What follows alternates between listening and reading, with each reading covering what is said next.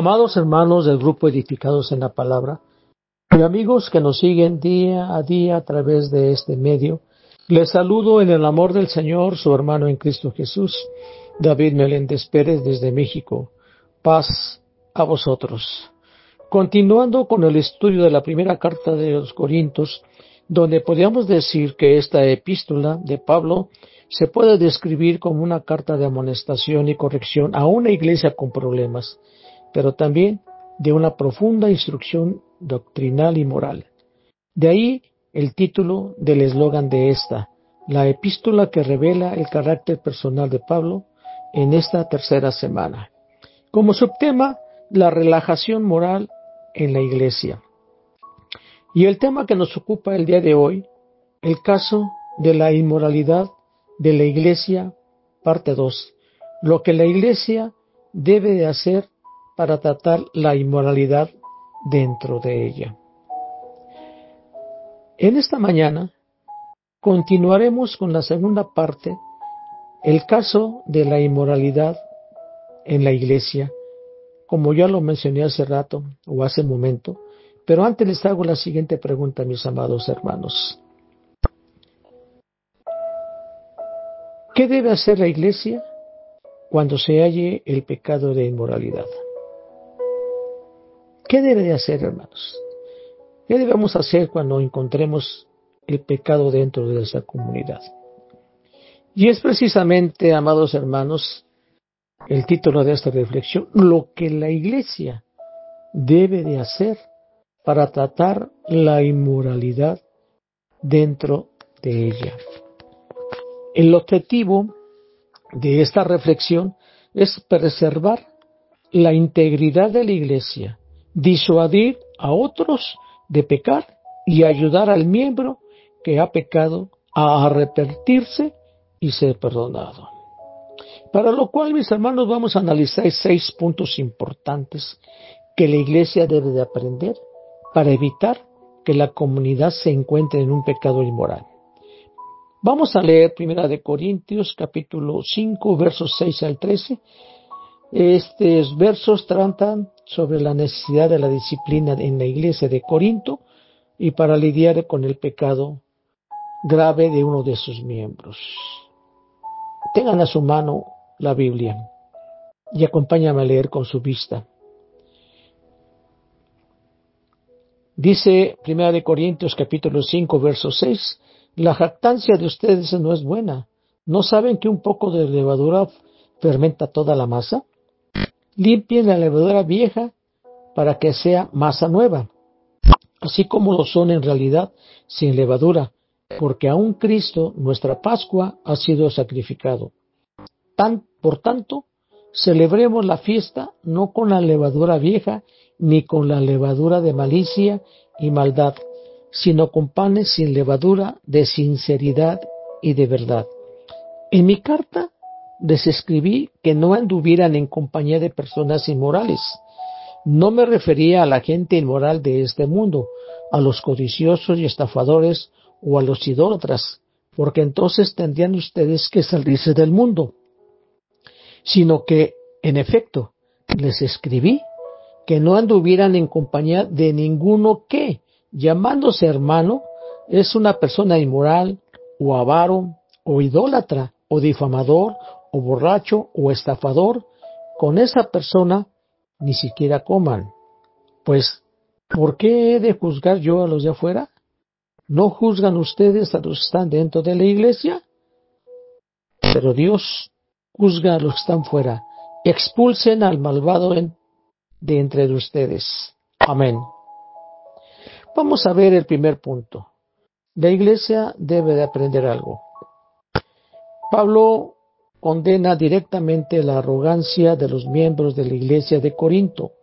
Critica su orgullo y su jactancia, que era inapropiada, y con ello no glorificaban a Dios, en lugar de lamentar y corregir esta situación que se encontraba entre ellos. Dice el texto un poco de levadura, si lo podíamos poner pecado, leuda toda la masa.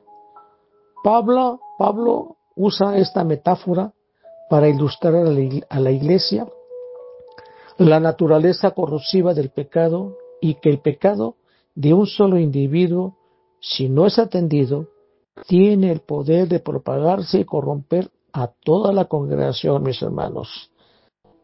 En el contexto judío, hermanos, de la Pascua, la levadura era un símbolo de corrupción y pecado. La razón era porque la levadura no era fácil de conseguir en la antigüedad, por lo que se dejaba fermentar un poco de masa de la semana anterior y se añadía a la masa nueva, con el riesgo de que esta parte fermentada del pan causara infecciones, y estas infecciones aumentaban con el paso de las semanas porque se volvía ácida. De una manera similar, la tolerancia de un pecado grave en la Iglesia puede corromper a toda la comunidad. Así es, amados hermanos, la Iglesia no está exenta de que alguno de sus miembros caigan en pecado de inmoralidad. Por lo tanto, debe de despertar y aprender a no quedarse callada. ¿Y por qué digo esto, hermanos?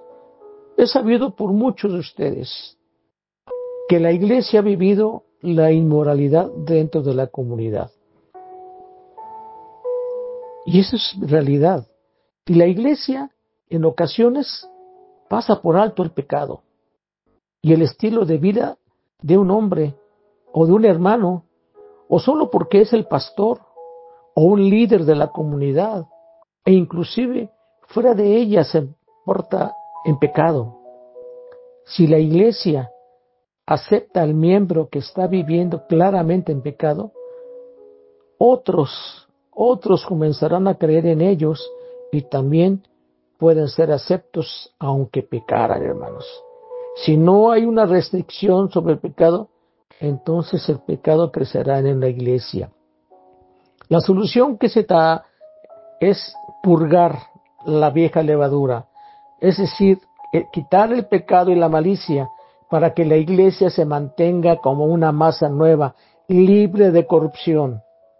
El punto número 2 dice, la Iglesia debe limpiarse de la levadura del pecado. Verso 7. La metáfora de la levadura se conecta con la Pascua judía, donde se eliminaba toda levadura de la casa.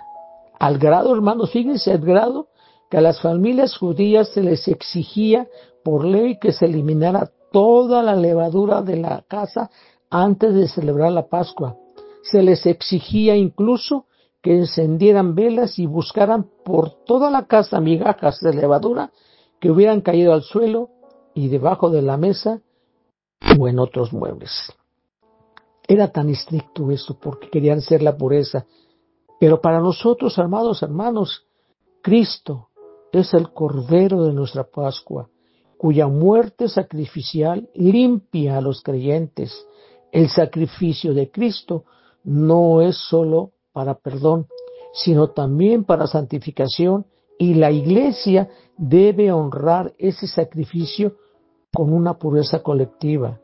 El apóstol Pablo les recuerda a los corintios su verdadera identidad en Cristo. Son una nueva masa sin levadura, es decir, amados hermanos, nuestra condición de cristianos santificados en Cristo debe manifestarse en nuestro modo de vivir.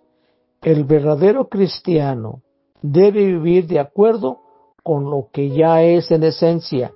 Por lo tanto, usted, yo, todos nosotros, todos los cristianos que se dicen llamar redimidos por Cristo, debemos vivir de una manera coherente con nuestra nueva identidad, como panes sin levadura, de modo que si alguno está en Cristo, nueva criatura es, las cosas viejas pasaron, he aquí, todas son hechas nuevas. 2 de Corintios 5:17.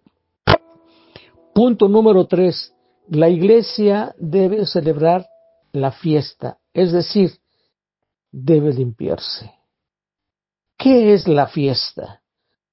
Como sabemos, amados hermanos, la fiesta de los panes sin levadura era una fiesta de 7 días que comenzaba tras el sacrificio del Cordero Pascual.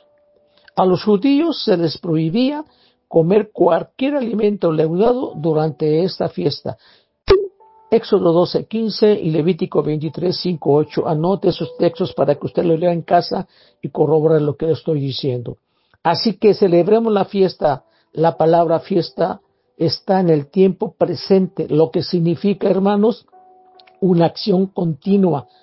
Y entonces puedo decir que la fiesta que se debe celebrar es una forma de vida continua que celebra la redención de Cristo. Es una celebración perpetua de la Pascua que es Cristo, mis amados hermanos. La Iglesia debe continuar celebrando la fiesta, continuar purgando la vieja levadura del pecado y sus influencias corruptoras. De lo contrario, si continuamos practicando y aceptando el pecado en la comunidad, solo demuestra que no creemos realmente que la sangre de Cristo nos limpia. Por lo tanto, hermanos, la Iglesia debe mantenerse limpia y pura de malicia y maldad. Estos dos términos describen la naturaleza del pecado que Pablo condena. Malicia, kakia, en griego, se refiere a la depravación moral, la perversidad de carácter y la mala voluntad. Maldad, ponerias, en griego describe la maldad activa, los hechos pecaminosos y el daño que resulta de la malicia. Tal maldad debe purgarse, y la palabra purgar la levadura es una orden, hermanos, es una llamada a la acción. Los corintios debían limpiar su comunidad no solo de la inmoralidad del individuo, sino de las actitudes pecaminosas que habían permitido y fomentado esa situación. De esta manera, Pablo llega a la conclusión de este versículo, exhortando a los creyentes a celebrar la fiesta de la Pascua espiritual, no con la levadura de la malicia y la maldad, sino con los panes sin levadura de la sinceridad y la verdad. La sinceridad, la honestidad de corazón y la motivación correcta. Y la verdad es el contraste directo de la maldad. Los creyentes en Cristo, como usted y como yo, estamos llamados a vivir con autenticidad y verdad, hermanos, en lugar de vivir con la hipocresía y la maldad del mundo. Esto significa vivir una vida de pureza moral que refleje la realidad de la redención en Cristo. Porque nuestra gloria es esta, el testimonio de nuestra conciencia que, con sencillez y sinceridad de Dios, no con sabiduría humana, sino con la gracia de Dios, nos hemos conducido en el mundo, y mucho más con vosotros. Segunda de Corintios 1:12. Punto número 4. La Iglesia debe separarse del mundo de sus costumbres. Los versos 9 y 10 que ya leímos, dice parte de no asociarse con los fornicarios. Pablo inicia aclarando un malentendido de una carta anterior. No se refería a él a cortar toda relación con los incrédulos fornicarios del mundo, ya que eso sería imposible para vivir en sociedad, como algunos de los corintios habían tomado esta carta como una provisión absoluta. El verdadero problema, hermanos, era tolerar la inmoralidad dentro de la comunidad de la iglesia. Había querido decir que los que tuvieran una mala conducta deberían de ser disciplinados, siendo excluidos de la sociedad de la iglesia hasta que se enmendaran. Pablo, el apóstol, no habría recomendado nunca una clase de cristianismo que se retirara de la vida cotidiana del mundo, lo que habría sido inusual salirse de este mundo. Para el apóstol Pablo, hermanos, el cristianismo tenía que vivirse en el mundo. Por eso Pablo les había mandado hacer exactamente lo que les decía en ese momento: no juntarse con aquellos que viven en función del pecado y de este mundo. Y la palabra juntarse en griego es amigonome, que significa mezclarse. Pablo había mencionado 4 tipos de pecados inmorales, o sea, 4 tipos de pecados inmorales que debían mantenerse fuera de la iglesia y podían separar a los creyentes. La primera, la iglesia no debe mezclarse con los fornicarios de este mundo. Y la palabra fornicación significa todos los tipos de actos sexuales inmorales. Incluye el adulterio, el sexo prematrimonial, la homosexualidad y todas las formas de desviación sexual. Los que practican la inmoralidad no forman parte de la comunión de la iglesia. Los creyentes en Cristo Jesús no deben mantenerse en una comunión. Los creyentes en Cristo Jesús no deben mantenerse en una comunión cercana con ellos, hermanos. Punto 2 de este punto, la iglesia no debe mezclarse con los avaros de este mundo. Y la palabra para avaros es plenokaitais, que en griego significa aquellos que buscan cada vez más, mientras millones y millones de personas del mundo se mueren a consecuencias del pecado, se mueren de hambre, las enfermedades y la pobreza. Este es un pecado que Dios desprecia de un modo particular. La iglesia no debe mezclarse con ladrones del mundo, harpaxin, que en griego significa esto. Estos son los que hurtan, los secuestradores, los chanchureros y los que se aprovechan de los pobres a fin de conseguir más ganancia para ellos. A estos Dios los rechaza particularmente porque no perciben la realidad del mundo, tal como es un mundo que lleva a cuestas el peso de tantas personas prisioneras de la pobreza, las enfermedades, el pecado y la muerte. Pero fornicación y toda inmundicia o avaricia ni aun se nombre entre vosotros, como conviene a santos. Efesios capítulo 5, verso 3. La iglesia no debe mezclarse con los idólatras del mundo. La palabra en griego eidolatrais significa los que adoran a falsos dioses, no tienen una relación adecuada con Dios. La idolatría, desde luego, comprende a todos los incrédulos, porque cualquier persona que no adore a Dios verdaderamente está adorando a otra cosa, algún ídolo, aunque el ídolo sea el mismo yo y las posiciones de este mundo, cualquiera que sea. La exhortación del apóstol Pablo a la iglesia de Corinto y también para nosotros como iglesia de Dios es que todos estos se les prohíbe a los creyentes asociarse e incluso comer con ellos, que siendo parte de la iglesia persistan en estas prácticas. Tengan cuidado, no sea que se engañe su corazón y se desvíen y sirvan a otros dioses y los adoren. Deuteronomio 11:16, versión de las Américas. O de esta manera amorosa, como dice el apóstol Juan: hijitos, guardaos de los ídolos. Primero de Juan 5:21. Y quinto punto, la iglesia debe separarse de los pecadores que se hacen llamar hermanos. Y esto lo vimos en el verso 11 que ya leímos. La iglesia, amados hermanos, debe separarse hasta de los pecadores inmorales que se hacen llamar hermanos. En este quinto punto es muy importante observar la diferencia entre este mandato y la orden anterior. El mandato anterior tenía que ver con el pecado del mundo. Este mandato tiene que ver con el pecador de la iglesia. Esto es preocupante, mis hermanos.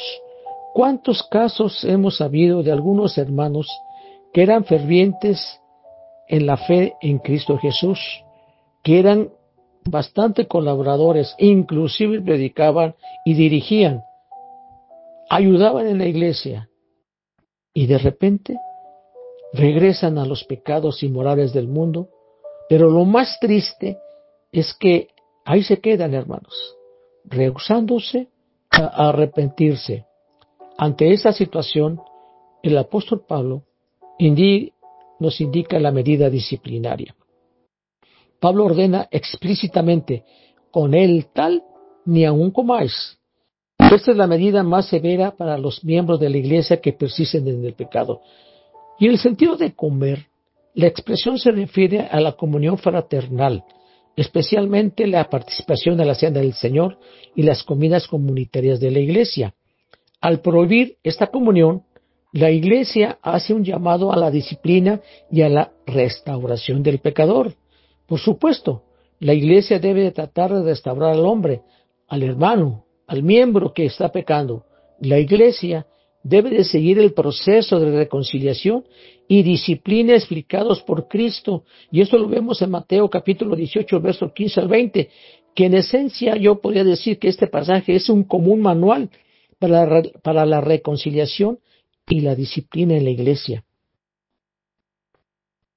Este manual enfatiza la importancia de un proceso gradual, comenzando en privado, llamarlo en privado para hablar con él, y si no, escalando a proceder a involucrar a 2 o 3 testigos, y si aún así, en la última instancia, a la comunidad.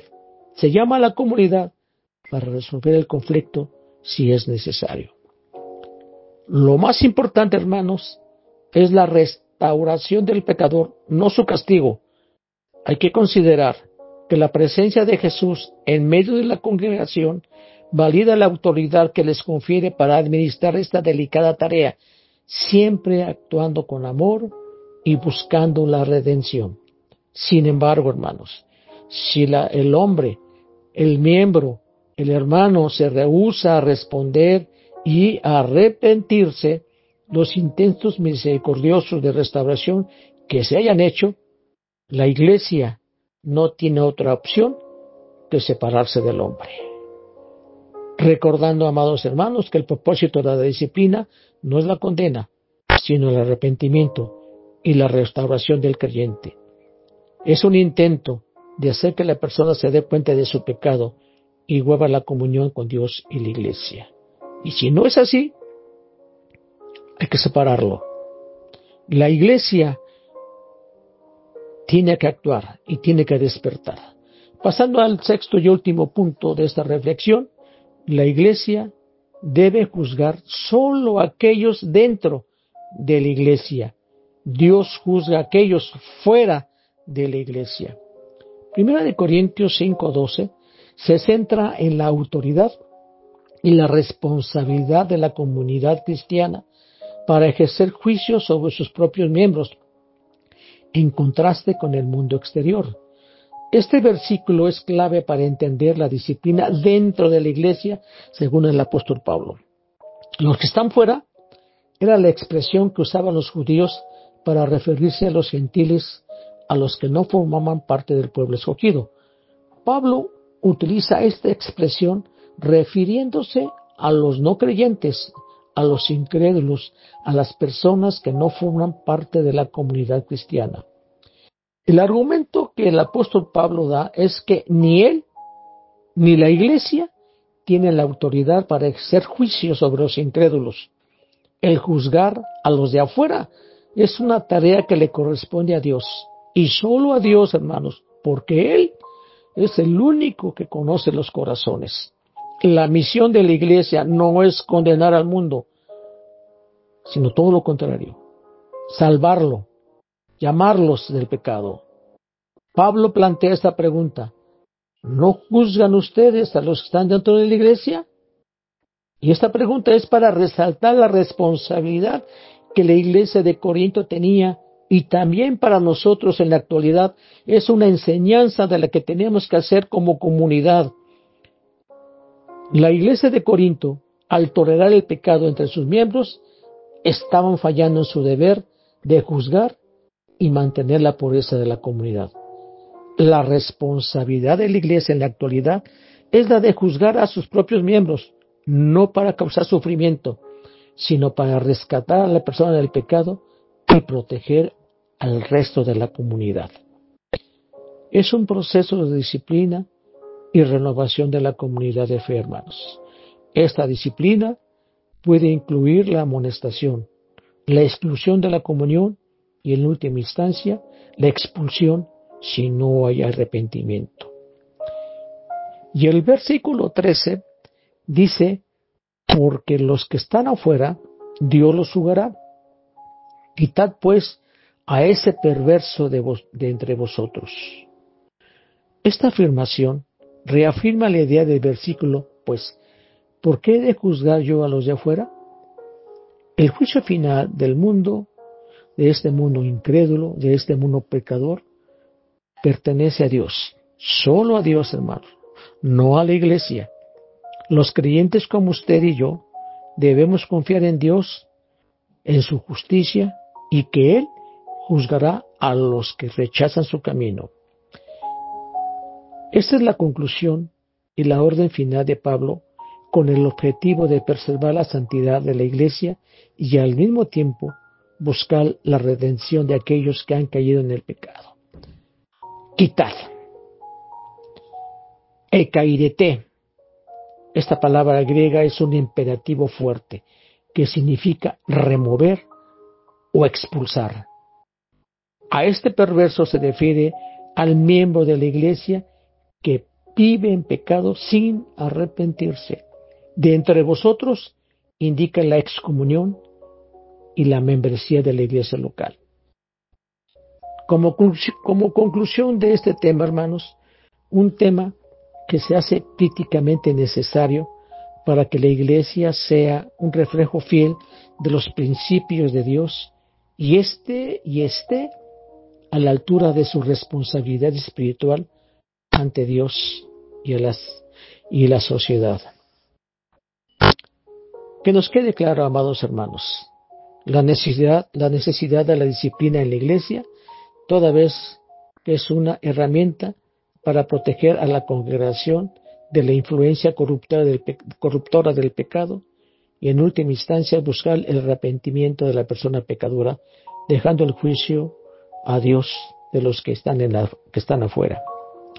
La palabra del Señor dice, con ese texto quiero terminar: obedecer a vuestros pastores y sujetaos a ellos, porque ellos velan por vuestras almas, como quienes han de dar cuenta, para que lo hagan con alegría y no quejándose, porque esto no es provechoso. Hebreos 13:17.